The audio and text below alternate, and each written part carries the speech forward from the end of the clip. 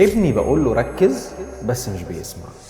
تعالي نتفق على حاجة مهمة. كلمة ركز بالنسبة للطفل كلمة مبهمة، هو فعليا مش فاهم يعني ايه ركز، يعني اعمل ايه، ابص فين، اسكت قد ايه، امسك القلم ازاي، ابدأ منين.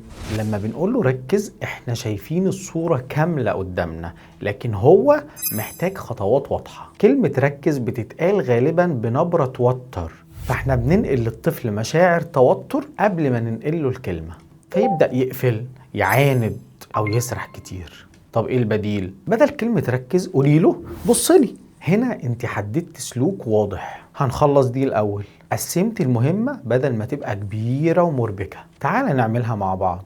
دعم بدل ضغط. كل ما التوجيه كان محدد وبسيط كل ما التنفيذ كان اسهل. الطفل مش محتاج امر عام، هو محتاج ارشاد عملي. افتكري دايما التوجيه افضل من الامر. اكتبي جملة بتقوليها كتير لولادك وهنقولك ايه البديل اللي يساعدك.